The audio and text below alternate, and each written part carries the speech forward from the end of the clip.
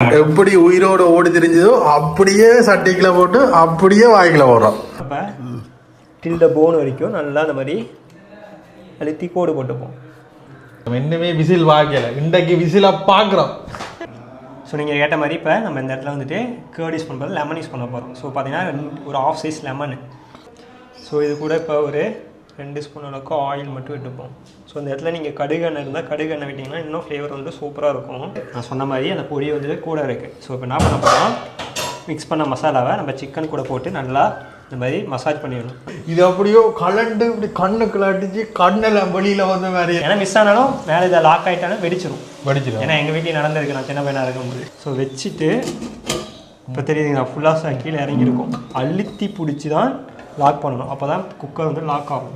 மேலே வந்து அடைச்சிக்கும், அப்பயே வெடிக்கும். அடைச்சிக்கிட்டு நீங்கள் ஆவலுடன் எதிர்பார்த்த தருணம் வந்து விட்டது.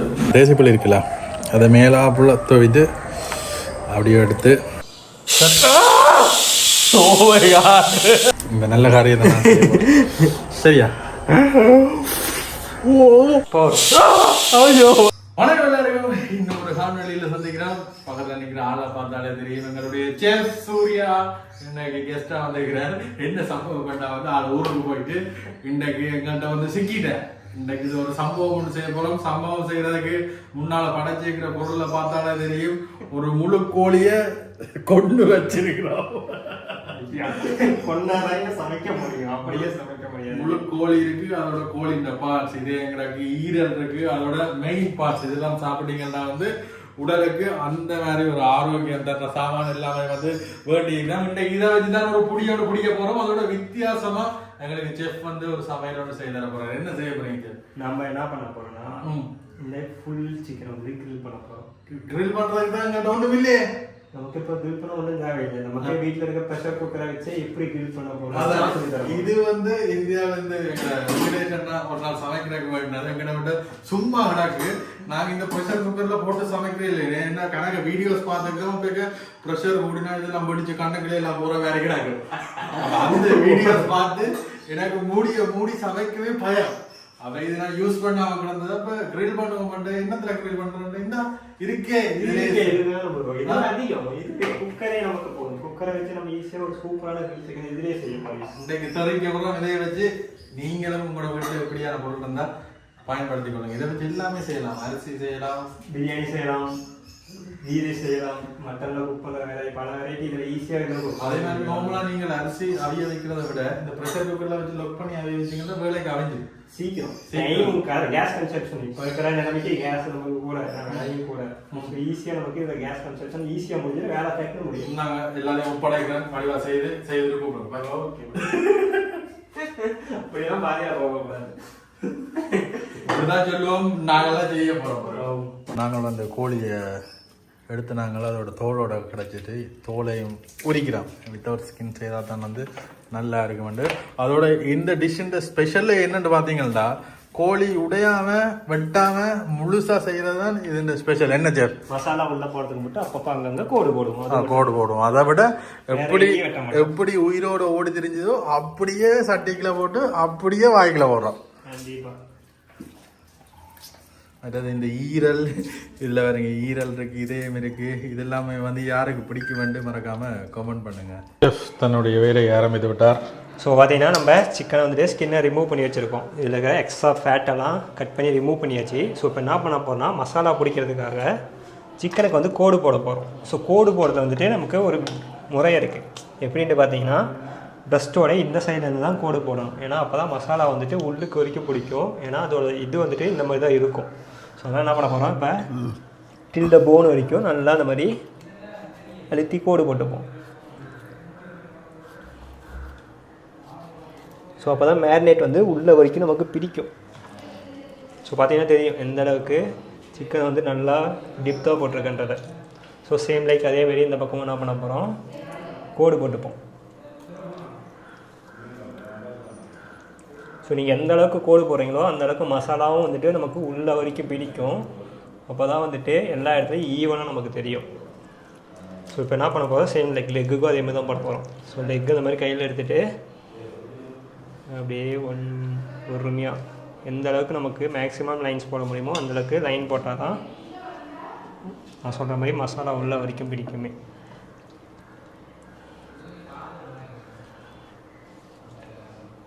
ஸோ இதில் பார்த்தீங்கன்னா இப்போ இஞ்சி பூண்டு ப்ளஸ் வந்துட்டு ஒரே ஒரு மீடியம் சைஸ் தக்காளி, ஒரு மீடியம் சைஸ் ஆனியனு, 4-5 பச்சை மிளகாய் ப்ளஸ் ஒரு கொத்து கருவேப்பிலை வச்சுருக்கேன்.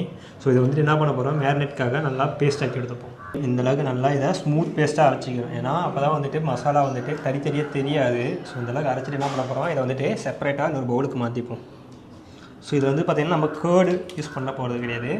கேர்டு இருந்தால் நீங்கள் வேணால் ஆப்ஷனல் யூஸ் பண்ணிக்கலாம். ஸோ கேர்டு போட்டிங்கன்னா சிக்கன் இன்னும் சாஃப்ட் ஆகும் உங்களுக்கு. தயிர் போட்டா ஏன்னப்படி கேர்டு வந்துட்டு மீட்டை சாஃப்ட் ஆக்கி தரும். அதுக்கு அந்த சார்னஸ் புளிப்பு வந்துட்டு அப்போ எல்லாத்துக்கும் ஹார்டாக இருக்கிற மீட் எல்லாத்துக்கும் தயிர் போட்டால் சாஃப்ட் ஆகும். தயிர் போட்டாலும் சாஃப்ட் ஆகும், லெமன் போட்டால் சாஃப்ட் ஆகும், பப்பாக்காய் இருக்குல்ல அது போட்டால் சாஃப்ட். சில பேர் வந்து அந்த விநாயகரி விட்டால் இதாக மாட்டேங்க. சேம் அது மட்டும் என்ன இருக்குது, அதுலேயும் புளிப்பு தான் இருக்குது. ஆர்டிஃபிஷியல் நம்ம யூஸ் பண்ண வந்து கேர்டு, இது வந்து நார்மல் நேச்சுரல். ஸோ அதுக்கு வித்தியாசம் இருக்குல்ல, அதுக்காக விநாயகரி யூஸ் பண்ணலாம்.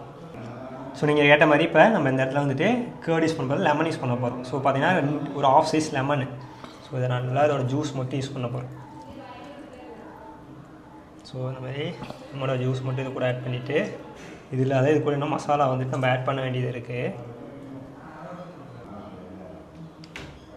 ஸோ இது கூட இப்போ ஒரு 2 ஸ்பூன் அளவுக்கு மிளகாய்த்தூள் யூஸ் பண்ணி போகிறோம். ஏன்னா நம்ம எடுத்துருக்க சிக்கன் சைஸ் வந்துட்டு ஒரு 1.5 கிலோ கிட்ட இருக்கும். ஸோ அதுக்கு 1 ஸ்பூன் அளவுக்கு நல்லாயிருக்கும், கரெக்டாக இருக்கும். அடுத்து மல்லித்தூள் யூஸ் பண்ண போகிறோம், ஒரு ஸ்பூன் அளவுக்கு. கூடவே நம்ம ஒரு 1/4 ஸ்பூன் அளவுக்கு கரம் மசாலா. இது கரம் மசாலா வந்து ஆல் ஸ்பைசஸ் மிக்ஸ் ஆனது. ஸோ அதை ஆட் பண்ணிப்போம். ஸோ இது கூட இப்போ ஒரு 2 ஸ்பூன் அளவுக்கு ஆயில் மட்டும் விட்டுப்போம். ஸோ இந்த இடத்துல நீங்கள் கடுகு எண்ணெய் இருந்தால் கடுகு எண்ணெய் விட்டிங்கன்னா இன்னும் ஃப்ளேவர் வந்து சூப்பராக இருக்கும். அண்ணா இதுக்கு தேவையான அளவுக்கு சால்ட் வந்து ஆட் பண்ணிப்போம், ஒரு 1.5 ஸ்பூன் அளவுக்கு. ஸோ செக் பண்ணிவிட்டு நம்ம தேவைன்னா மட்டும் ஆட் பண்ணிக்குவோம். ஸோ இதை இப்போ எல்லாத்தையும் நல்லா மிக்ஸ் பண்ணி விட்டுப்போம். மிக்ஸ் பண்ணக்கு என்ன இஷ்யூண்டா வந்து வெறுங்கையால் தான் மிக்ஸ் பண்ணணும். அப்போதான் டேஸ்ட் இன்னும் கொஞ்சம் கூடும். என்ன அப்படி கிடையாது, நம்ம இங்கே செய்கிறதுனால க்ளவுஸ் இல்லை, அதனால தான் நம்ம க்ளவுஸ் போடாமல் செய்கிறது. இதே ஹோட்டல்ஸாக இருக்கும் போது க்ளவுஸ் போட்டு தான் மேக்ஸிமம் செய்வேன். அதேமாதிரி இந்த இடத்துல சால்ட் வந்துட்டு எப்படி உங்களுக்கு தெரியணும்னா ஒரு பொடி வந்துட்டு கூட இருக்கணும், ஒரு பொடிக்கு வந்துட்டு கூட இருக்கணும், அதிகமாக இருக்கணும். உப்பு லைட்டாக கைக்கிற ஃபீல் இருக்கணும். ஏன்னா அப்போ தான் வந்துட்டு சால்ட்டு சிக்கனோட பிளெண்ட் ஆகும்போது நமக்கு ஈக்குவலைஸ் ஆகும். ஸோ அதுதான் மெயின் டிப். இல்லைன்னா நீங்கள் சால்ட் ஈக்குவலாக போடைக்க உப்பு காணாமல் தான் இருக்கும். ஸோ வரைய தெரிய மசாலாவோட கலரே வந்துட்டு நல்லா ரெட்டிஷ் கலரில் இருக்கும். ஸோ இந்த இடத்துல சால்ட்டை மட்டும் நம்ம செக் பண்ணிவிட்டு ஒரு பொடி கூட இருக்கான்னு மட்டும் செக் பண்ணிப்போம். ஸோ இப்போ மசாலா வந்துட்டு நமக்கு உப்பு கரெக்டாக இருக்குது. நான் சொன்ன மாதிரி அந்த பொடி வந்துட்டு கூட இருக்குது. ஸோ இப்போ என்ன பண்ண போகிறோம், மிக்ஸ் பண்ண மசாலாவை நம்ம சிக்கன் கூட போட்டு நல்லா இந்த மாதிரி மசாஜ் பண்ணிடணும். நம்ம கீரை இருக்குல்ல அதுக்குள்ளே ஃபுல்லாக இந்த மாதிரி டிப் ஆகணும் ஈவனாக. ஸோ உள்ளுக்கு வரைக்கும் போகணும். ஸோ அந்தளவுக்கு இதை அப்படியே மிக்ஸ் பண்ணி விடுவோம்.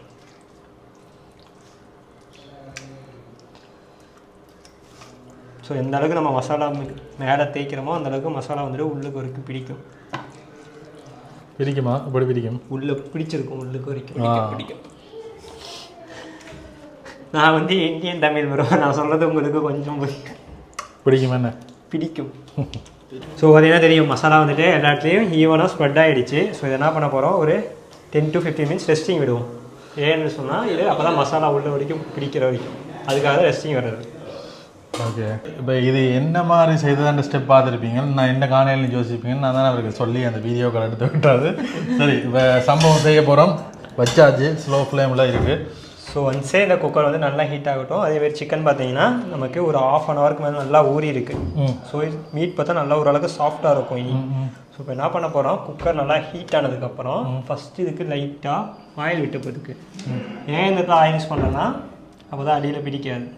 இப்போ இது தண்ணி ஒன்றும் விடாமல் தான் செய்ய போகிறோம். தண்ணியே எதுவுமே கிடையாது, சிக்கனில் இருக்க தண்ணியே காணும். ஓகே, அதுலேயே குக் ஆகிடுக்கும். ஓகே, ஸோ ஃபஸ்ட்டு என்ன பண்ண போகிறோம், ஒரு 30 ml கிட்ட ஆயில் மட்டும் கீழே லைட்டாக விசில் பண்ணி விட்டுப்போம். லைட்டாக விசில் பண்ண வரும், விசில்.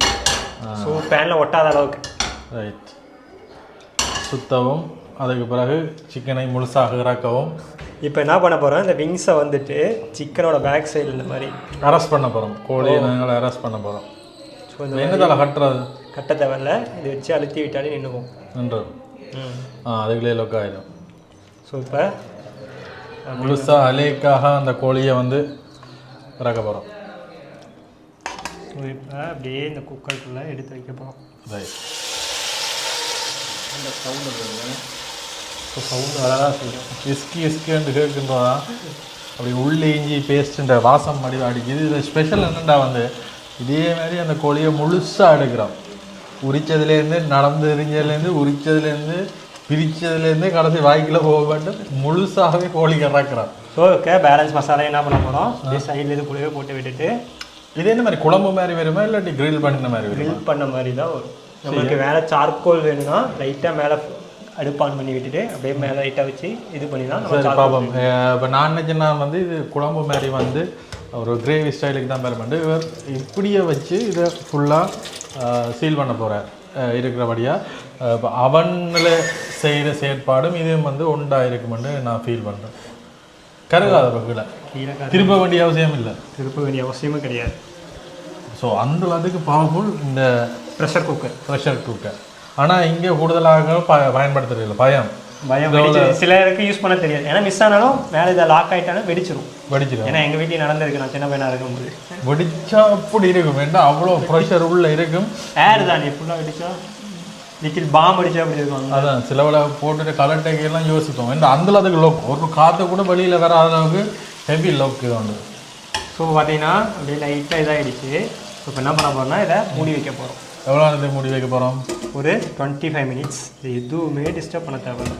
அழுத்திட்டு ஃபுல்லாக எல்லா சைடும் லாக் ஆகிருக்கான்னு செக் பண்ணி நெருப்பு குறைக்க தேவையில்லையா? இப்போ குறைப்போம், மூடி போட்டுட்டு குறைப்போம். ஸோ பார்த்தீங்கன்னா தெரியும் ஃப்ளேம் வந்துட்டு லோ ஃப்ளேமில் தான் இருக்குது. ஸோ இந்த இதே ஃப்ளேம் காணும், இதே ஃப்ளேம்லேயே 25 மினிட்ஸ். இது என்னென்ன முதல்ல இது என்னென்ன முதல்ல பாவிக்கிற? இது லாக் பண்ணுறது தான் மேட்டர். ஸோ எல்லா சைடு இந்த ரப்பர் வந்துட்டு கரெக்டாக இருக்கணும். ஸோ வச்சுட்டு இப்போ தெரியுதுங்களா ஃபுல்லாக கீழே இறங்கியிருக்கும். அழுத்தி பிடிச்சி தான் லாக் பண்ணணும். அப்போ தான் குக்கர் வந்து லாக் ஆகும். ஓகே, லாக் பண்ணிவிட்டு ஸோ இப்போ மேலே விசில் போட்டுருங்க. விசில் போட்டால் இது கலண்டு அடிக்குமா? இது ஏர் வந்து நின்றுட்டு இப்போ சிக்கன் குக்காக நான் சொன்ன மாதிரி நிறைய விஷயம் சொல்லியிருப்பேன். சிக்கன் குக் ஆகும்போது சிக்கனுக்கு தண்ணி ஆட்டோமேட்டிக்காக ரெடியூஸ் ஆகும். ஸோ அந்த தண்ணியும் குக் ஆகும்.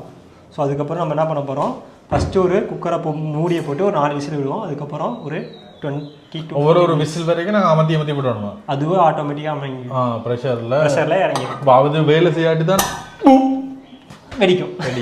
இப்போ இந்த ப்ரெஷர் குக்கர் இப்போ ப்ரெஷர் கூட இப்படி அது ஆட்டோமேட்டிக்காக ஏர் வந்துட்டு வெளியே போகும். மேலே ரிலீஸ் ஆகாமல் இதானா வெடிக்கும். கேஸ் உள்ள அந்த ஹோல் இருக்குது, சின்ன நாசில் தான், அது அடைச்சா மட்டும்தான் வெடிக்கும். இப்போ இவ்வளோ நாளும் நாங்கள் இது வச்சுக்கிறோம், இன்னுமே விசில் வாங்கலை. இன்றைக்கு விசிலாக பார்க்குறோம். சரி, ஒரு 5 to 6 அவ்வளோதான் மேலே உங்களோட வீட்டில் அவன் இல்லாட்டி இல்லை கிரில் மிஷின் இல்லாட்டி ஒன்றுக்கு நீங்கள் பயப்பட தேவையில்லை. இப்படி ஒரு ப்ரெஷர் குக்கர் இருந்தாலே சரி. ப்ரெஷர் குக்கருன்ற நன்மைகள் கொஞ்சம் சொல்லுங்க. ப்ரெஷர் குக்கர் நன்மையெல்லாம் கிடையாது. மேக்ஸிமம் ரைஸ் அதில் வந்து அவிக்கக்கூடாதுன்னு சொல்லுவாங்க. மோஸ்ட்லி பேட் தான் இருக்குது. நமக்கு வேலை அதிகமாக இப்போ இருக்க சுச்சுவேஷன் டைம் கிடையாது. எல்லாத்துக்கிட்டையும் எல்லாரும் ஒர்க் பண்ண போகிறாங்க. ஏன்னா ப்ரெஷர் குக்கரில் குக் பண்ணும்போது ஹார்ட்டில் ப்ராப்ளம் வருன்றது சயின்டிஃபிக்காக ரிசர்ச் பண்ணி சொல்லியிருக்காங்க. அது எந்த அளவுக்கு உண்மைன்றது எனக்கும் தெரியாது. பட் நாங்கள் யூஸ் பண்ணுறது வரைக்கும் அந்த மாதிரி நாங்களும் பெருசாக யூஸ் பண்ணே இல்லை. ப்ரெஷர் குக்கர் இங்கெல்லாம் பெருசாக யூஸ் பண்ணுறது. ஸோ இப்போ நான்வெஜ்ஜெல்லாம் குக் பண்ணும்போது அதோட இப்போ ஜூஸஸ்லாம் அதில் இருக்க ஹெல்த் பெனிஃபிட் ஃபுல்லாக அதிலே தான் ரீட்டைன் ஆகும். ஸோ நான்வெஜ்ஜஸ் குக் பண்ணும்போது இட்ஸ் ஃபைன். பட் ரைஸ் அந்த மாதிரி குக் பண்ணிக்க அது கொஞ்சம் ரிஸ்கி தான். அதான் எங்களோட ஊரில் வந்து பாவிக்கிறீல போல இருக்குது. நாங்கள் ரைஸ் குக்கர் மிஞ்சி போனால் ரைஸ் குக்கர்லேயே போட வேண்டாம்ன்ற மாதிரி சொல்லிக்கணும். மேக்ஸிமம் அங்கேயும் டாக்டர் கன்சர்ன் வந்துட்டு அவாய்ட் பண்ணுங்கன்றது தான். சரி, இப்போ இது நம்ம 20 நிமிஷம் வெயிட் பண்ணுவோம். விசில் அடிச்சா பிறகு பார்ப்போம்.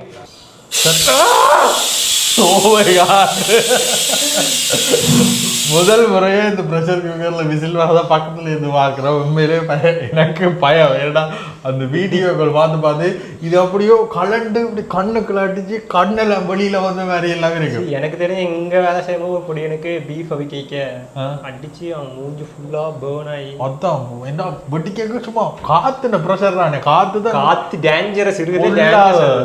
அவ்வளோ காற்று அடைச்சிருக்கு. வெட்டிச்சா சும்மா இதெல்லாம் பீஸா பக்கத்துல எல்லாம் வெட்டி கட்டுவோம். பக்கத்துல நிக்கல. சரி, என்னோட விசில் வந்து அது வரும். யாரு இதாயிட்டு போறோம். ஏன்னா அடைச்சிருந்தாதான் நமக்கு தெரியும் அதோட கூடுறது. நம்மளா அது அடைக்காடி நார்மலாக ஏர் ரிலீஸ் ஆகும் ஃபுல்லாக. அதே மாதிரி போடைக்க ஃபுல்லாக போடைக்கும் போதும் என்ன ஆகும்னா மேலே வரைக்கும் அடைச்சி இதுக்கு எந்த குவான்டிட்டி போடணுமோ அந்த குவான்டிட்டி மட்டும் தான் போடணும். அதையும் தாண்டி போட்டீங்கன்னா அபிஞ்சு மேலே வந்து அடைச்சிக்கும், அப்பயும் வெடிக்கும். அடைச்சிக்கிட்டு டும் டும் டும்.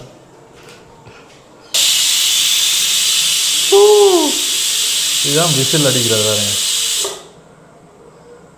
நீங்கள் ஆவலுடன் எதிர்பார்த்த தருணம் வந்து விட்டது. இது நான் ஹெல்மெட் எடுத்தான். ஹெல்மெட் எல்லாம் அவசியம் இல்லை. இது வந்துட்டு எப்படின்னா சிக்கன் குக் ஆகி நம்ம அடுப்பு ஆஃப் பண்ணி எல்லாமே ஏர்லாம் அடங்கிடுச்சு. பண்ணியாச்சு. ஆஃப் பண்ணி வெடிக்காது. வெடிக்கவே வெடிக்காது. நம்பிக்கை சத்தியம் பண்ணுங்க. சத்தியமா முட்டி சத்தியம் பண்ணுங்க.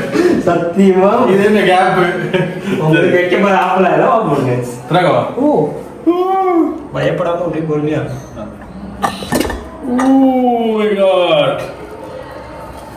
இதுதான் நாங்கள் செய்த சட்டிச்சோறு என்று சொல்ல மாட்டோம்.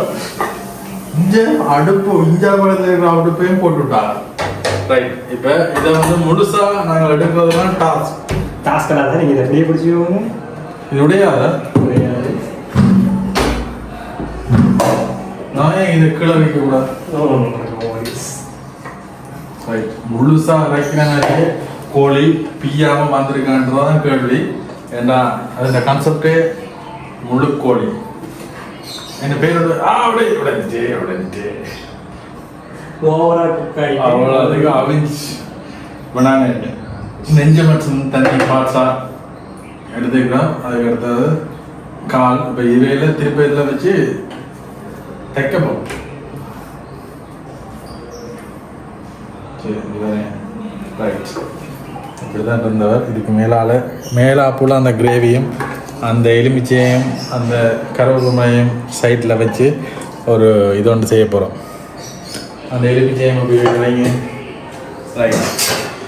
ஒரு ஹோட்டலில் சேவ் பண்ணுற மாதிரி இந்த எலுமிச்சையும் இதில் வச்சுட்டு அந்த கருவேப்பிலையும் வடிவுக்கு தூக்கி வைங்க. அப்படியே வச்சுட்டு சரி பொரிச்ச கோழி இப்போ வெளியில் கொண்டு வந்துட்டோம். இங்கே பாருங்க நேசமணி போகிற உணக்கம் உண்டு. அது என்ன தெரியும், மேலே லைட்டாக அந்த மாதிரி சார்கோல் ஃப்ளேவர்ஸ் வந்துருக்கு. சார்கோல் வந்துருக்கு.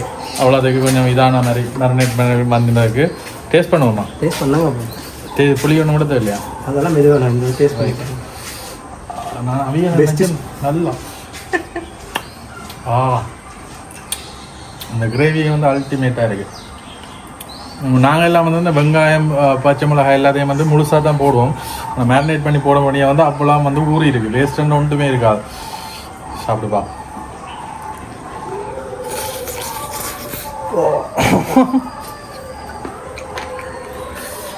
இது நல்ல பரோட்டாவும் நல்ல சோறும் இருந்தால் அதோட உப்பு எவ்வளோதுக்கு அந்த போட்டது அந்த இதுதான் தொண்டைகள் அடிக்குது. இதுக்கு லைட்டாக நம்ம காலை எடுத்துக்கிட்டு அப்படியே அந்த தேசிப்பள்ளி இருக்குல்ல அதை மேலாப்புல துவைத்து அப்படியே எடுத்து செஃப் இதை அப்படிங்க இந்த நல்ல காரியத்தை சரியா?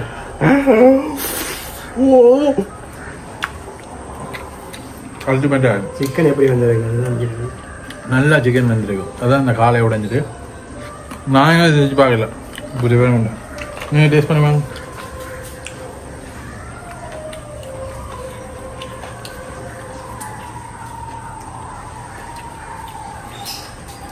வாய்க்குள்ள போட்டுறேன். கரையுது அவ்வளோத்துக்கு வந்துருக்கு. நான் ஓவராலாக சொல்லுறது இவரே சொல்லுவார். விளையாடு கட்டாயம் ட்ரை பண்ணி பாருங்க. உங்களோட வீட்டில் இந்த டிஷ்ஷுக்கான கிரெடிட் யாருக்கு போயிட்டேன்னா நான் அப்போது மாறி சொல்லிட்டேன். ஷெஃப் சூர்யாட்டு உங்களை நீங்கள் அறிமுகப்படுத்துங்க. என் பேர் செஃப் பிரகாஷ். இருக்கும் செஃப் பிரகாஷ் எல்லாம் வெறும் வந்து ஒரு சேனல் ஒன்று வச்சுக்கிறார். செஃப் ஸ்வீவ்னு சொல்லிட்டு ஒரு சேனல் வச்சுருக்கேன். இது வந்து ரொம்ப நாளாக குக்கிங் சேனல் ஒரு 8 மாதமாக போட்டுட்ருக்கேன். இப்படியான வித்தியாசமான டிஷ்கள் நீங்கள் பார்க்க வித்தியாசமான டிஷ்கள் நம்ம வீட்டில் நார்மலாக குயிக்காக இன்ஸ்டண்ட்டாக ரெடி பண்ணுறது, புதுசாக இன்ஸ்டன்ட்லேயே கொஞ்சம் எப்படி வித்தியாசமாக ட்ரை பண்ணி கிட்ஸுக்கு பிடிச்ச மாதிரி வீட்டில் எவ்வளோ இருக்குங்க எப்படி வித்தியாசமாக பண்ணி அசத்தலான்ற மாதிரி அந்த மாதிரி கான்செப்ட் நிறையா பண்ணிக்கிட்டு இருக்கேன். கீழே கொடுக்குறோம். போய் சப்ஸ்கிரைப் பண்ணி சப்போர்ட் பண்ணிங்கன்னா உங்களுக்கு எனக்கும் கொஞ்சம் பூஸ்டப் ஆகும். உங்களுக்கு இப்படியான டேஸ்டான சமையல் வித்தியாசமாக வேணும் கம்மிங் போடுவேன் நிறையா. ரைட் சந்தீபா